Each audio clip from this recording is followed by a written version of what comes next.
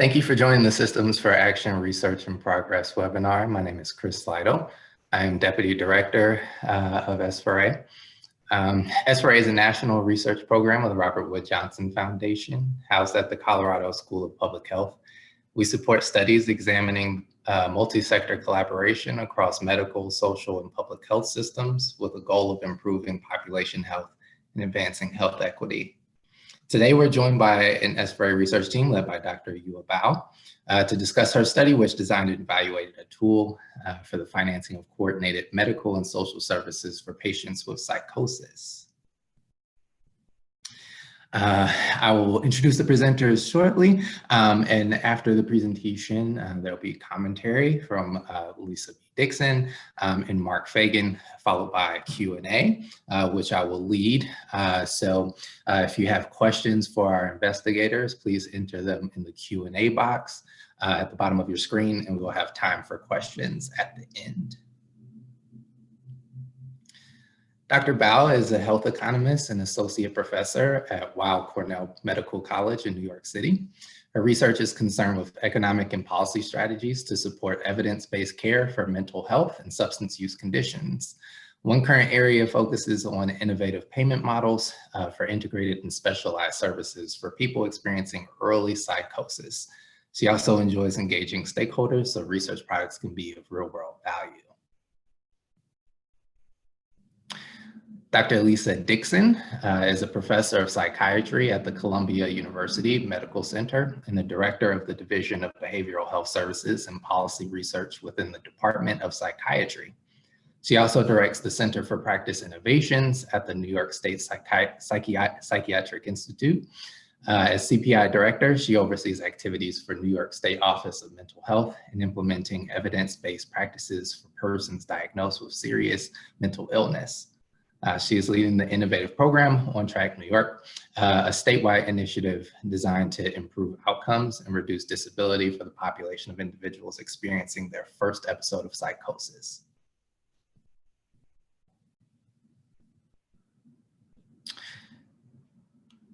Commentary will come from Dr. Mark Fagan.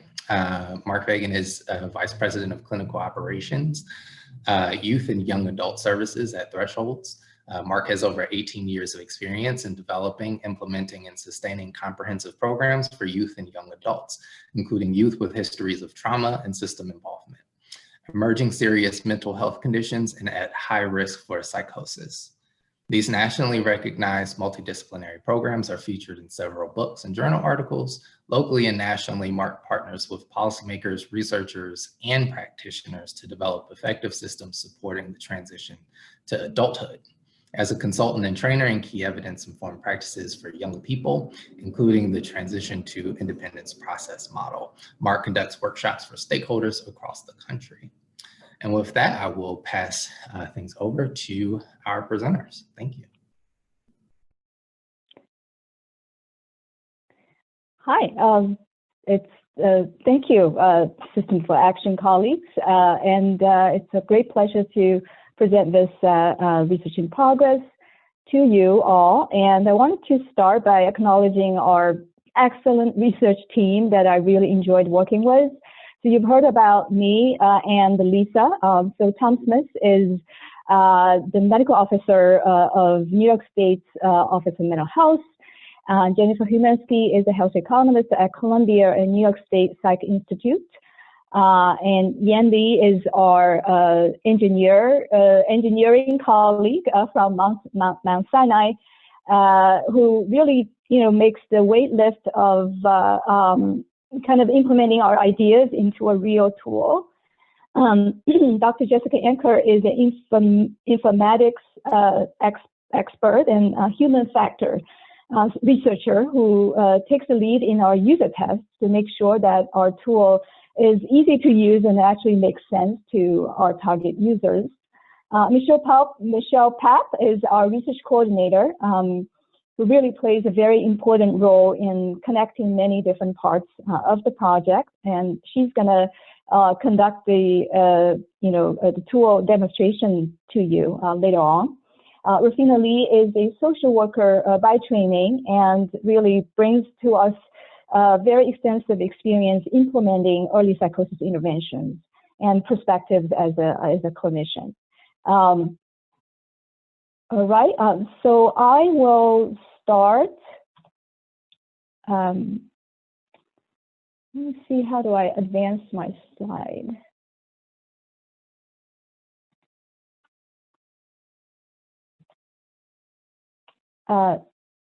Sorry, yeah, it does show that I'm controlling the screen, but I don't quite see the arrow, and the page down button really does not work. Okay, now I see it. Great, thank you. All right, so there seems to be some lag. So I'll start by briefly to set up the stage, and then Michelle will take over to conduct a demonstration of the tool. And after that, we'll have Lisa speak briefly to comment on sharing her perspectives about the project and the tool, and then we'll have Mark comment on our research. All right, so schizophrenia and other psychosis are among the most serious and disabling mental health conditions. The peak onset of these conditions is usually between 15 and 25 years old. It can be years before a formal diagnosis is made. And onset of condition usually derails an individual at the very critical stage of their life, leading to disruption in school or employment. Without addressing recovery and the function, it can lead to lifelong disability. Prior to 2005, many countries around the world started developing early interventions for psychosis, but not quite in the US, except in a couple of states such as Oregon and California.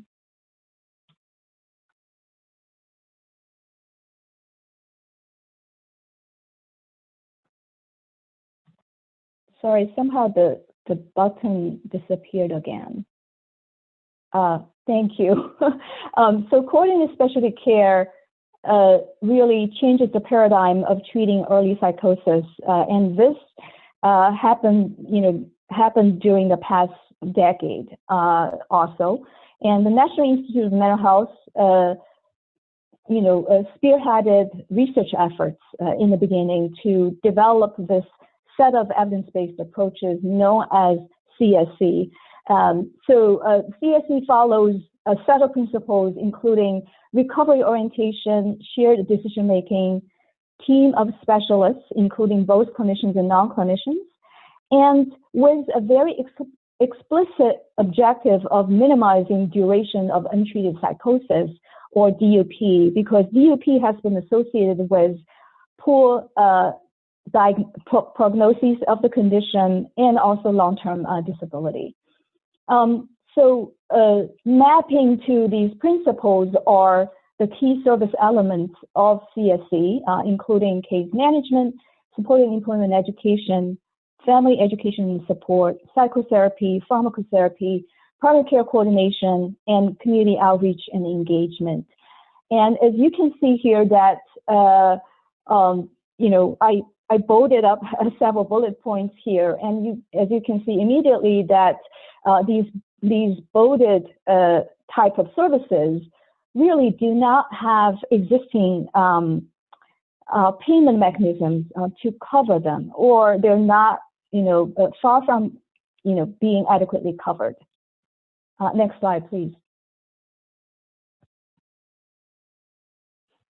Next slide. Next. Okay, great. So the national implementation of CSC gained momentum starting in 2014, when Congress earmarked an additional 5% of the mental health block grant to states to the implementation of early intervention programs. And so this is known as the set-aside funding. So the set-aside was renewed and increased to 10% of the mental health block grant in 2015. And you can see here that the number of states with early psychosis intervention plans really increased very dramatically between 2014 and 2016 and continued to increase. And by the end of 2018, almost all states had at least, submitted a early psychosis intervention plan. And around that same time, across the country, there were about 250 program sites implementing early psychosis interventions that are receiving mental health block grant set-aside funding. Next slide, please.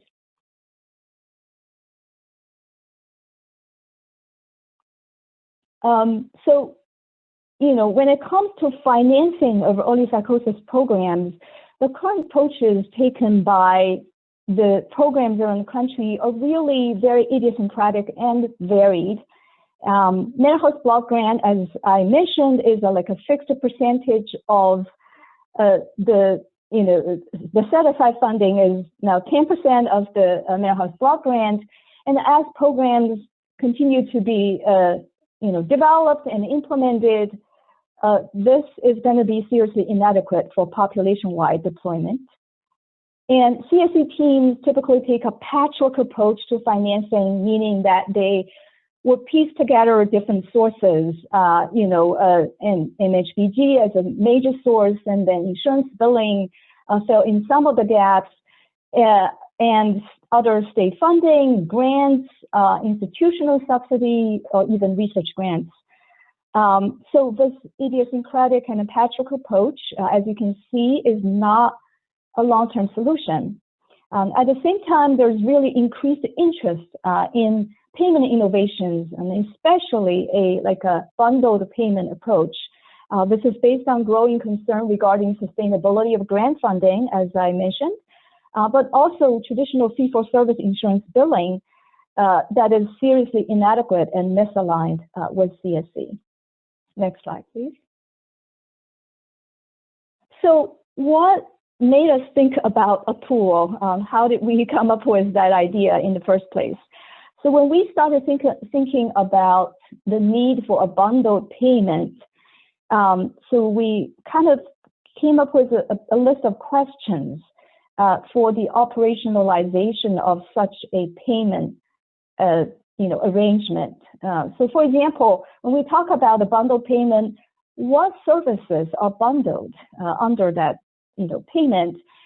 Since the local circumstances and arrangements and existing resources differ so much across these programs in different states, really you're asking about flexibility in bundling is very important to really facilitate stakeholder discussion.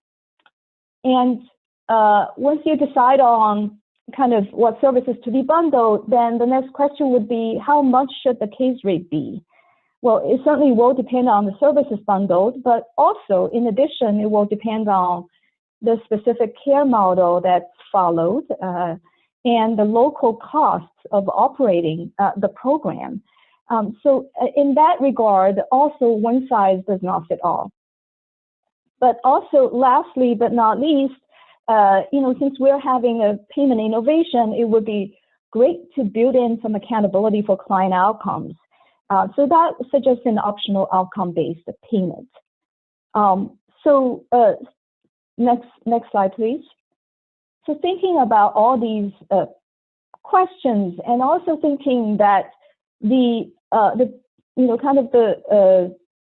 typical stakeholders in this case, CSE provider programs or organizations may not have the capacity or may not have the resources and capacities to actually figure these out on themselves. So that really gave rise to the idea of a tool that would support local decision making. Next slide, please. That brings our projects. So thanks to the System for Action program at RWJ, we received a one-year pilot award in 2017 to 2018 to develop a tool prototype, which is really a kind of proof of concept phase of the project, and really, from hindsight, I really appreciated that we had that, pilot phase to kind of sufficiently develop that idea. And as part of that pilot, we also engaged the payer stakeholders within New York State.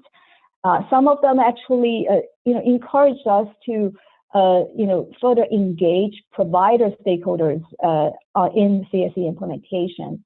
So that brought us to the second phase of our project, which is our current 2-year grant from S4A to continue our work. So we conducted CSE provider engagement over, a big period of time, summer 2019 to winter 2020, during which we conducted interviews with close to 20 CSE programs around the country, and really also conducted a demonstration of the tool prototype with them to receive feedback and to assist with our iterative refinement and implementation of the tool. And starting from 2020, we are currently in the middle of user tests with provider stakeholders, using this real tool, this interactive tool, which we will have a chance to show you in a minute. And we also are conducting debugging and further refinement of the tool design and engaged in various dissemination efforts. On the horizon, we plan to conduct wider dissemination to a national audience, and also targeted at places where there's active initiatives regarding setting up a payment for CSE. And also, as much as we wanted to make the tool flexible, it has proven true that there's not going to be a single tool that's going to be perfect for everybody. So we envision some kind of tailoring down the road, or customization of our tool to meet the specific needs of stakeholders. Next slide, please. So we are very glad to bring to your attention our recent publication in Psychiatric Services that documents our conceptual framework, but also analytical algorithms underlying our tool design, and which hopefully would give a place where people could go to if they have questions about the specific designs of the tool. And also under review is our paper based on our stakeholder engagement of the 19 CSE programs around the country on the financing of early psychosis intervention programs. Next slide, please. All right, so it's this is the exciting time of our presentation. So I'll just pass the baton to Michelle, and for whom to conduct a demo of the tool.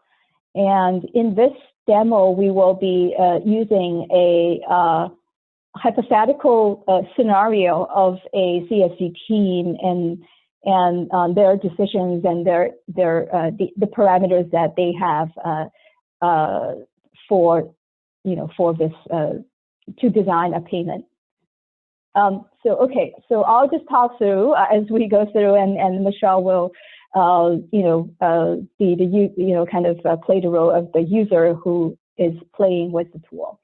Okay, so let's get started.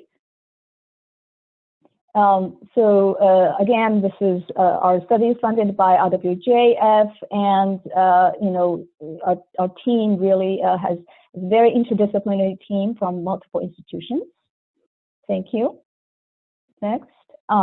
So this screen tells the user what the tool is for, and I'm not going to read through it. And at the end, we say that this tool will invite you to make design choices and then show a report of estimated payouts. Okay, next. So here is the citation of our, paper that's no longer in press. It's already published. So this is a screen that describes to the user the different types of CSC services that will be part of their decision making later on regarding the payment design. So we kind of are classifying the different services into 4 categories, including clinical services, supported employment education and peer services, case management services, and administrative and operational tasks. I would just comment a little bit on the last bullet point, which is administrative and operational tasks. These include the kind of the routine administrative tasks, but in addition, I just wanted to point out that we also group here some very kind of special components and activities within CSC, such as community outreach and engagement, staff training and supervision, and other team operation tasks, such as database maintenance management. So community outreach and engagement is such a distinct and but also very important component of CSC that's currently, there's basically no insurance payment coverage whatsoever. Okay, so next. Okay, so this screen tells the user what they will need, what information they should have ready, when using this design tool. So basically, if they wanted to tailor design the payment to their local circumstances, we ask them to have ready information on staffing of the CSC team by the credentials of their team members, full-time equivalents of each team member, local wage rates for team members of given credentials, fringe rate, indirect cost rate at the organization, and typical caseload of a CSC team, that is approximate number of clients actively receiving services from a CSC team at any time. So as you can see here that we're trying to get a picture of the kind of the costs of operating this team. Next. So this screen outlines the structure of this payment system. Basically, we're talking about 2 parts. So the first part is a must-have component, which is a case rate or bundled case rate payment, which is what this tool is to support. So this bundled payment covers all or selected types of CSC services, usually per member per month. And the second part is an optional outcome-based payment.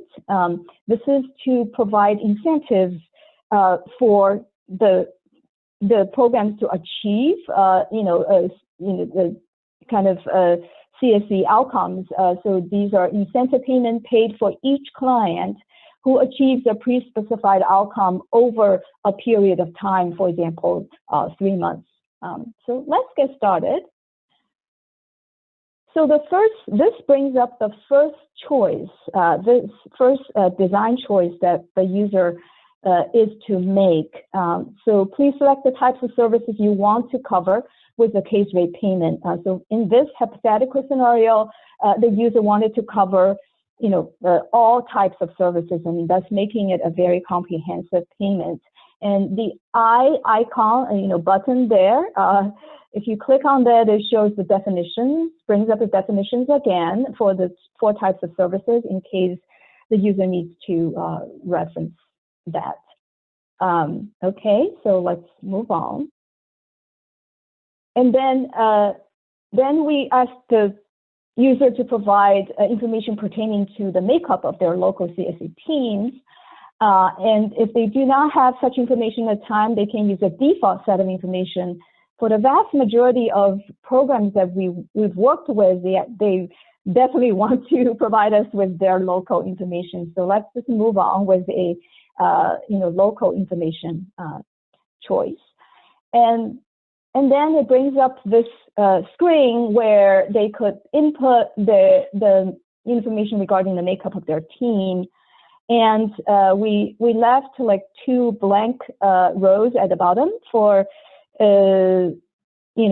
teams for users to input their roles or credentials on their teams that are not available in our list. And we actually, in the next version, in the next iteration of our tool, we actually plan to add more rows there. And then they, once they check on the yes/no box, they can input the FTE, full-time equivalents of each credential, and also the wage rate.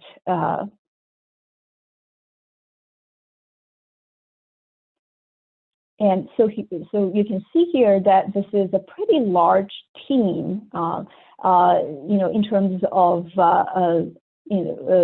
number of team members and their FTEs. We have like 6 FTEs of licensed clinical social workers on the team. Okay. And then we ask that the user provides information pertaining to their local CSC teams, additional information including the fringe rate, indirect costs, and team caseload. And so in this case, if this user wanted to provide their own information to tailor design their payments. And so here's a fringe benefit rate of 40%.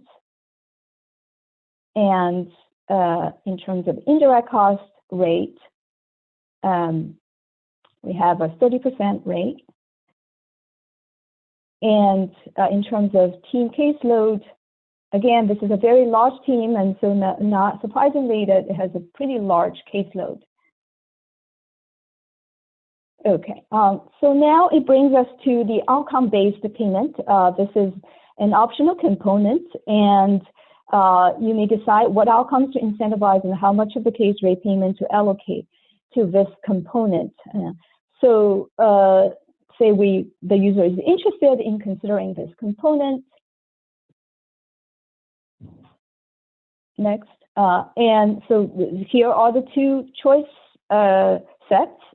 So in terms of outcomes to incentivize, so this user selected no hospitalization or emergency department visit for behavioral health concerns over a 3-month evaluation period. And in terms of how much is at stake, they selected to devote 5% of the total case rate payment to this outcome-based payment. Next. Okay, so by now we've completed, congratulations, the user has completed all sections. And if we click on Generate Report, that will bring up a summary payment report screen. On the left, you'll see is a summary of their choices and their input into the tool, including for the outcome-based payment. And on the right, in the top panel, you see that we estimate that given these choices, given their design, it's the per member per month bundled payment comes up to $1,400 per month. And then down at the bottom, we see that given that their choice or design about the outcome-based payment, they over a 3-month period, they expect to have 86 out of 96 clients who would achieve this outcome. And for each client who achieved this outcome, the team would receive $221 over a 3-month period. So with all this information, we provide a 12-month total estimate at the lower, right-hand side corner, which is close to $1.7 million over a 12-month period. And you'll notice that there are added buttons besides the part 1 and part 2 where the users could click, and so that would bring them back to the page where they started inputting these user inputs to make edits to their payment design.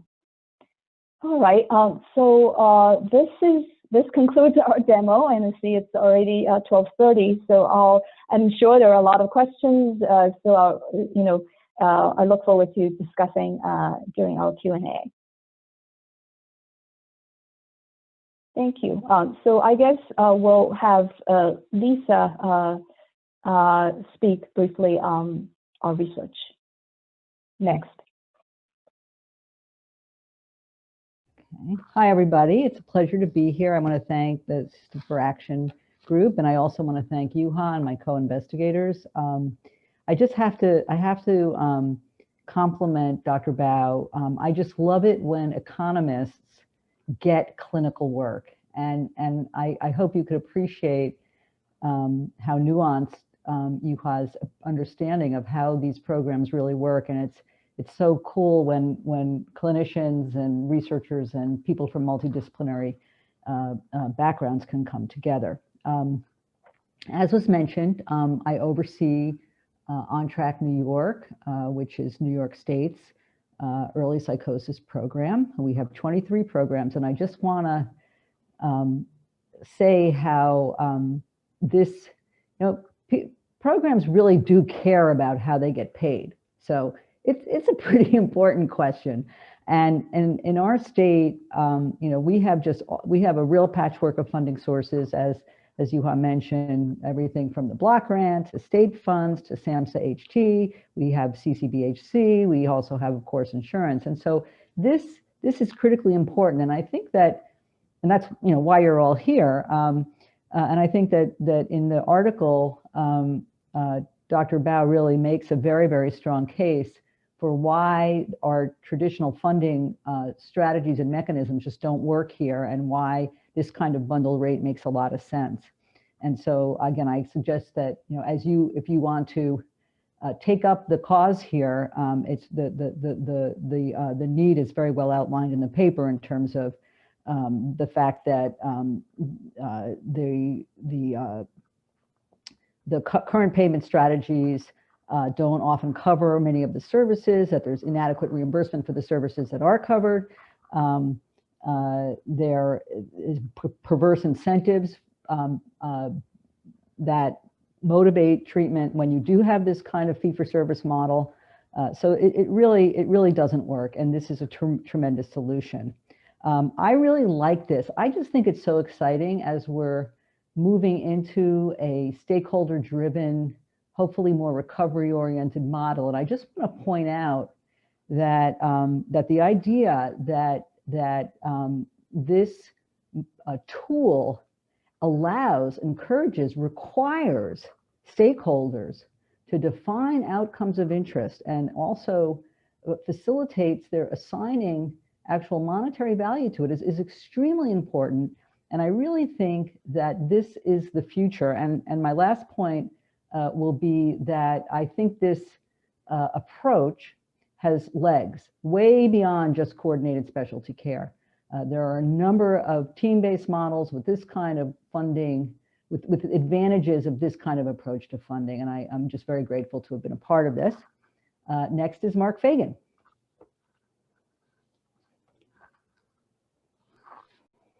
All right, thank you, Dr. Dixon. And, I just sort of want to second how incredibly important this tool is for the service use on the ground, and for the way that we are working out getting the payment models to align with the innovation of the services.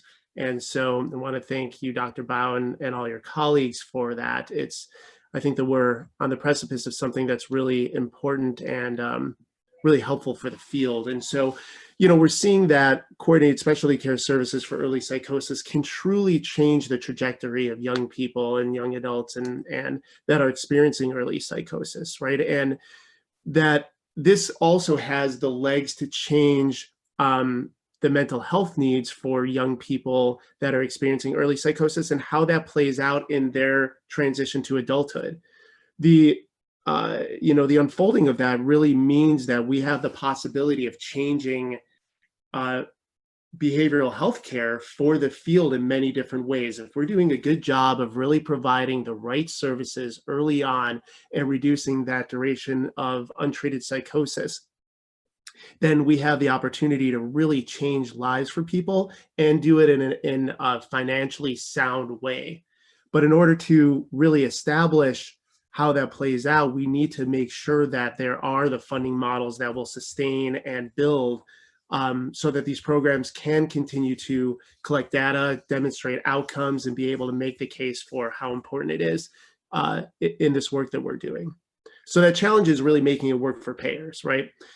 So because this is a team-based approach to services, you know, as Dr. Bao talked about, that fee-for-service end of things makes it really difficult to fund. And as you saw on the screen, there's lots of disciplines that are not typically covered that easily by insurance, yet we know that these play huge roles in the lives of folks that are getting these kinds of services.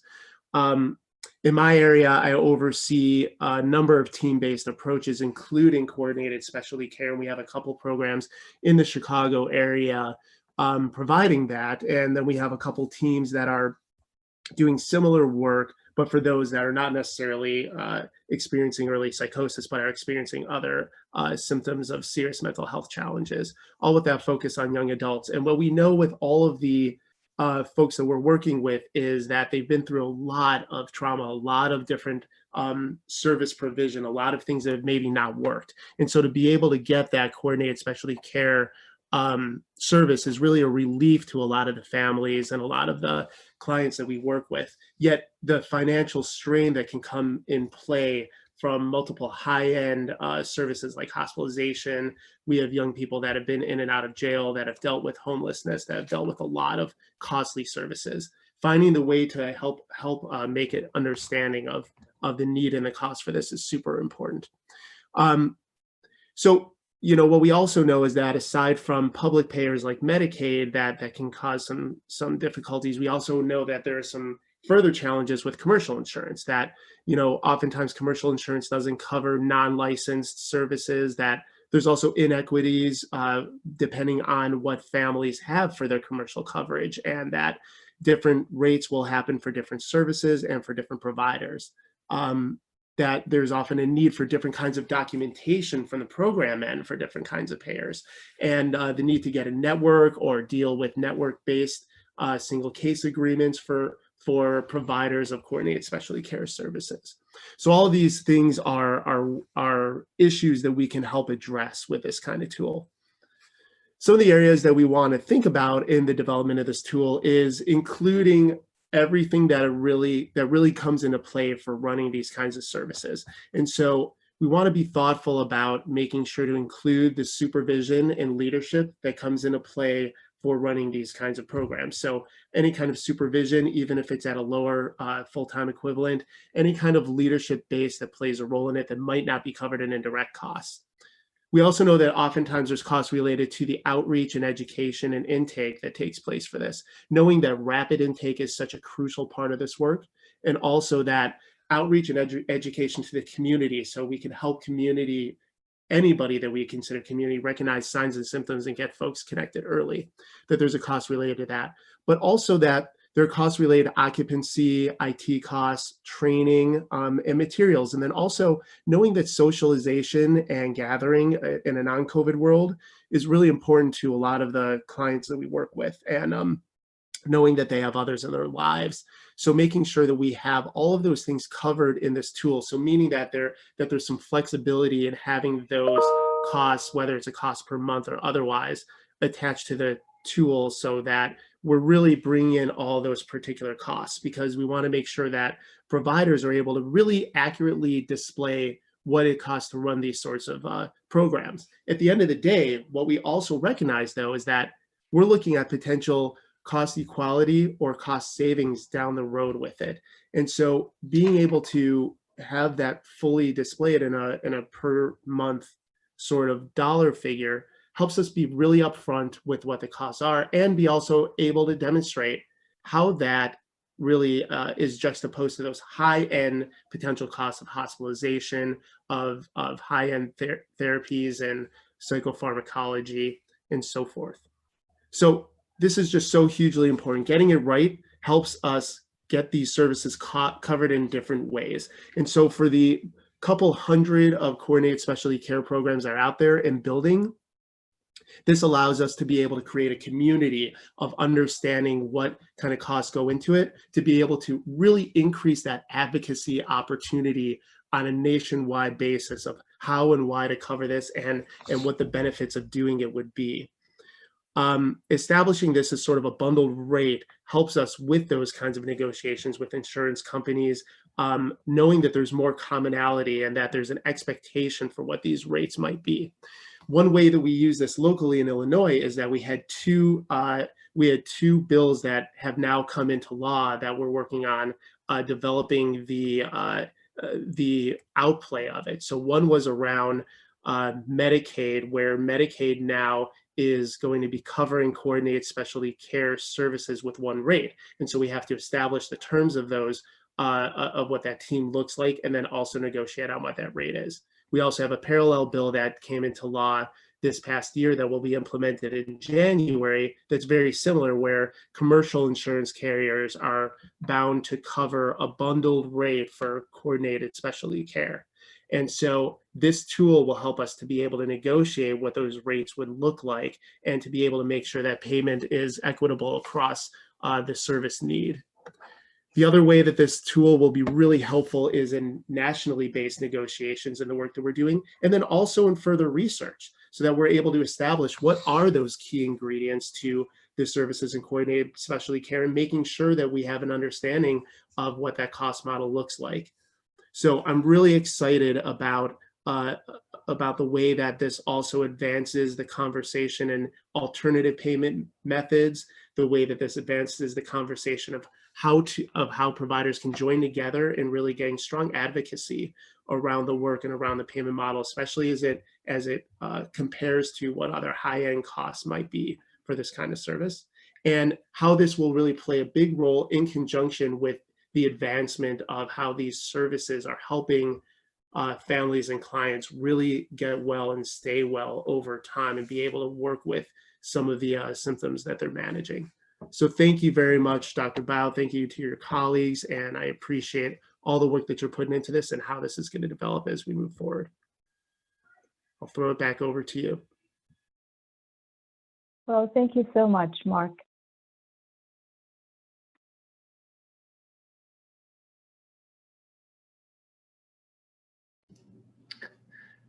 Okay, thank you for the commentary, Dr. Fagan, and for the presentation from Dr. Bao and Dr. Dixon.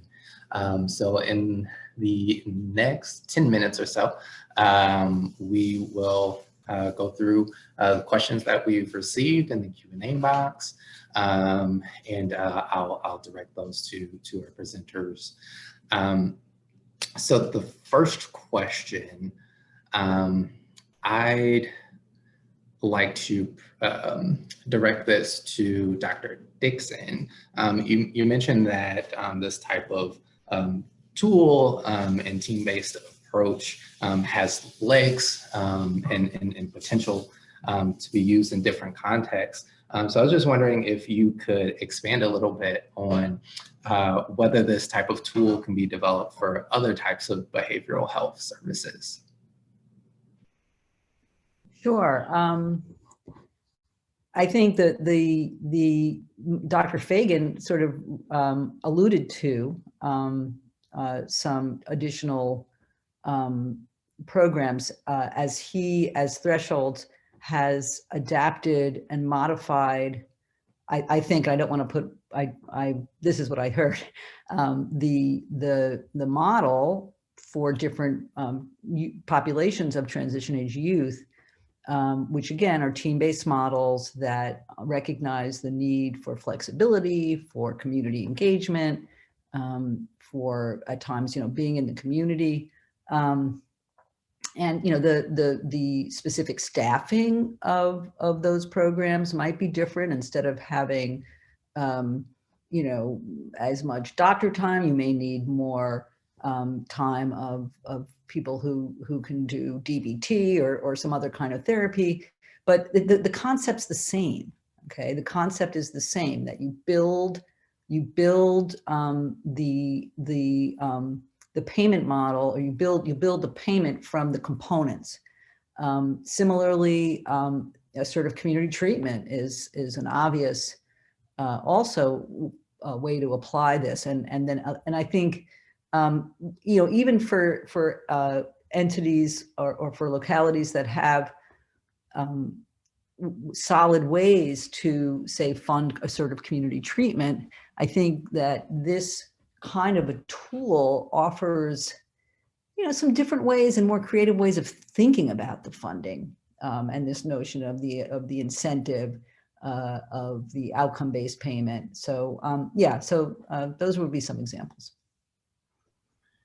And this is Mark, and I can add into that too. Thinking right on with what Dr. Dixon was saying. Another way that it really comes into play as well, thinking about both coordinated specialty care and other team-based approaches similar to that, is it also helps payers as well as providers think about how does the payment model match up with reasonable caseloads, right? Because how many folks you're working with plays a role in what your cost model is. And so most providers have a good idea of how many folks they should be working with on a particular caseload. Does that equal up to payment neutrality from the payer? And so another way that we've been able to work with it is looking at, does that match up, or do we need to be thinking about advocating for potentially different rates given the needs of the clients that you're working with?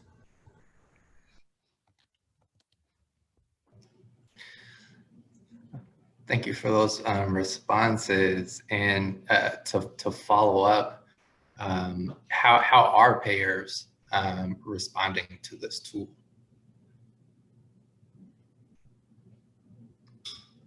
And I'll direct that to either any of you. Well, this is Lisa. I think that over the last 5 years, there's been, I would say, a really substantial interest in figuring out how to fund this model. And I've been in this business now for kind of a long time, and I've never seen anything like it.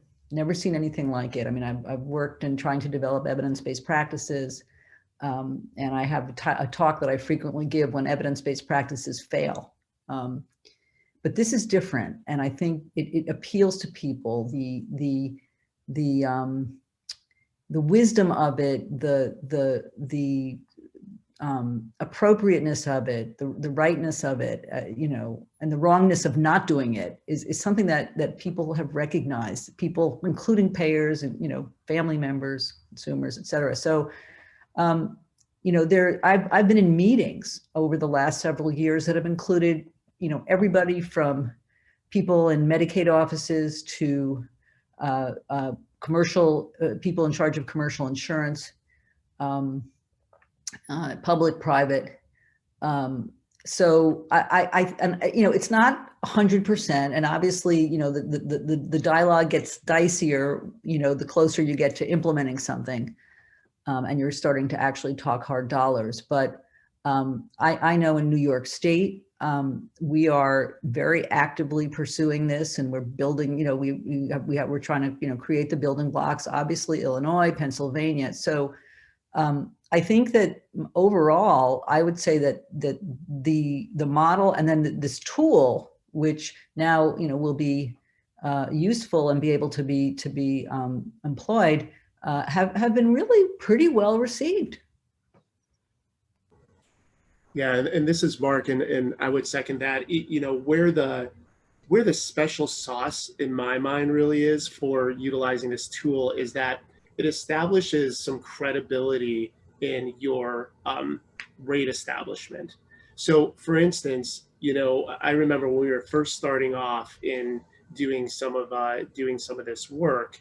And I've been at it for way less time than Dr. Dixon has and some others. But when we were first starting to bring that into Illinois, we had our own cost modeling as an organization at thresholds on what that would look like. But there is no reason for a payer to say, oh, yeah, that makes sense. They could be thinking that we're overestimating or not thinking it through in the same way. When you have a tool like this that's established, and then you have providers doing some similar work across the country, you're able to really establish the credibility of your rate negotiations with payers. And that goes a long way in being able to settle on something. So for instance, as we're working with our own state in what the rate negotiations will be for some of the legislation that has just passed, it's going to be really important for us to continue to utilize the tool and the refinements that come with it to be able to establish that this isn't just us as an organization saying this is what some of the costs are, but this is what providers across the country are saying using a similar tool. So that's where I think some of the legs are in using something like this. Yeah, if I could just briefly comment on that, and I really appreciate the several questions regarding how payers could, how receptive, first of all, our payers are to this kind of decision-making support tool, and how payers could make use of it. Because this is, honestly, this is a question that we're still exploring.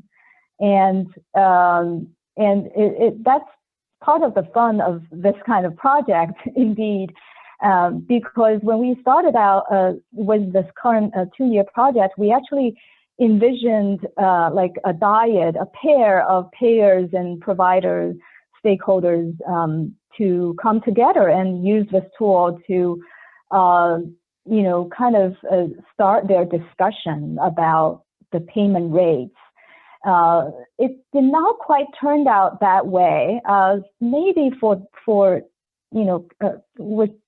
which maybe is good because looks like, which kind of makes sense because when providers, stakeholders such as thresholds are, taking leadership roles in trying to get CSE covered in their own state, they probably wanted to do, sufficient homework, right, on their own to kind of play with different scenarios, come up with, as Mark put, credible proposals about what it costs and how much the payment rate should be before they go to their, payer partners to, start the discussion. So currently at this stage, we are, conducting our user tests with our payer stakeholders, and many of them are kind of playing, leadership roles in their states, towards that direction, and Mark's group being a case in point. But overall, I would say that, kind of upon reflection of the 2-3 years of journey that we've been through, I think we are, this tool is not to dictate decisions, absolutely. So it's to support decisions. So whatever works for this tool to facilitate stakeholder discussion towards a kind of integrated and innovative payment, we remain flexible in that regard, and we actually see our roles as researchers to kind of be very flexible and open in terms of, and this is a live tool in the sense that it should be kind of adjusted at least over time to meet the needs of real world decision making.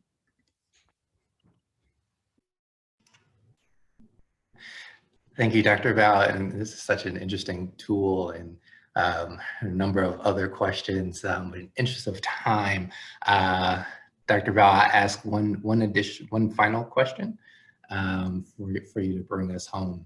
Are there any materials that this group has compiled or can make available related to negotiating with insurance providers to establish these bundle rates?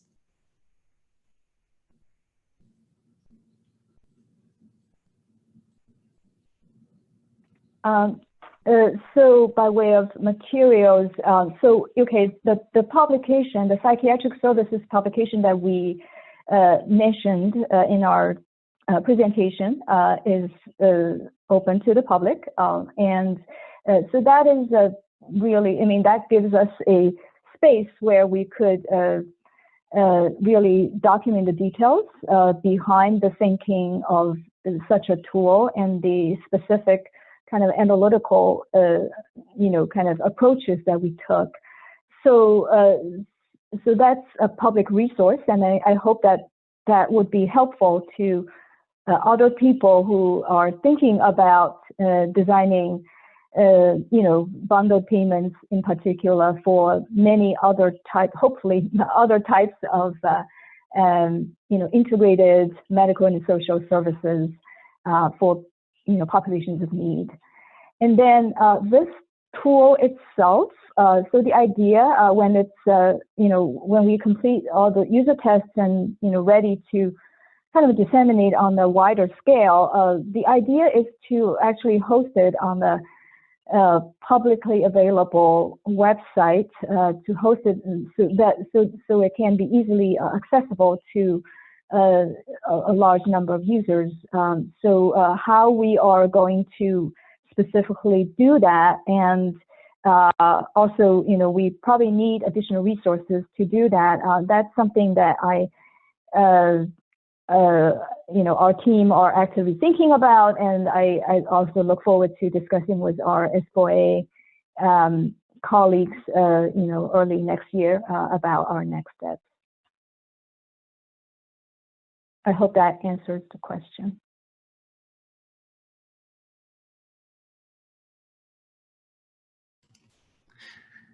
Yes, it did. Thank you so much, Dr. Bao, and also Drs. Dixon and Fagan, for your presentation. We're going to go ahead and launch into a few announcements in these final minutes. But I also just want to thank you all for this fantastic work. If you would like to receive a certificate of completion for today's ResProg webinar, there'll be a survey at the end of the session. Please fill that out. We will also email one to you along with slides from this presentation. This is our last Research in Progress webinar of the year. We'll be picking it back up January 27th, same time, same place. We'll be hearing from National Committee for Quality Assurance and their project linking medical homes to social service systems for Medicaid populations. And also, we have some new S4A research spotlighting the, it's a GIF, public health underspending. If you want to learn more, you can check that out on our website, systemsforaction.org. The specific link will be included in the slides and email following this discussion. And of course, we want to acknowledge the folks keeping our lights on. Systems for Action is a national program office of the Robert Wood Johnson Foundation. Thank you everyone for joining us, and we look forward to meeting with you again in January. And until then, have a good rest of your week.